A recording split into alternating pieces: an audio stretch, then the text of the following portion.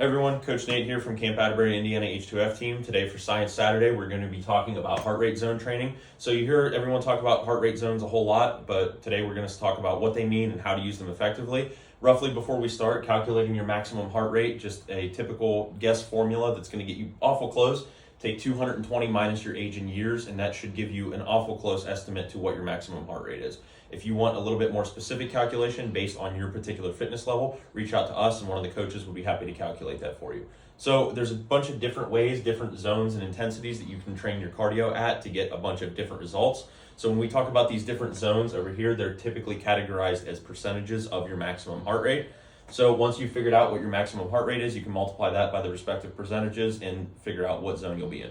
So our top zone here is zone 5. That's going to be 90 to 100% of your max heart rate. That's going to be pretty intense, not going to be able to sustain that for a whole lot of time. If you're working in that zone, it's going to be for your maximal output. Think of dragging a casualty, bounding under fire, something pretty intense like that. Next one down, we got zone 4. This is going to be 80 to 90% of your max heart rate. This is going to help with your anaerobic capacity. So medium-ish bursts, think like the sprint drag carry, maybe a medium movement across the larger area, like a field, multiple bounds all at once instead of just one intense bound.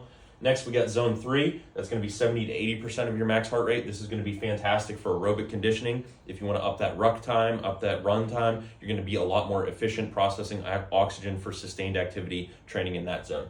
Zone 2, 60 to 70% of your max heart rate. This is going to be really good for general health. This is going to feel awful slow for most people. It's going to be a pretty slow jog, maybe a fast walk, cruising on the bike a little bit. It's going to be great for fat loss, for just general cardiovascular health and feeling good.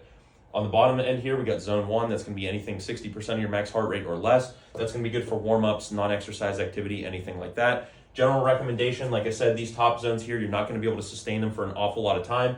But zone 2 and zone 3 is where we like to spend most of our time, trying to accumulate about 3 to 5 hours a week, and you're going to get fantastic health and aerobic conditioning adaptations off of that.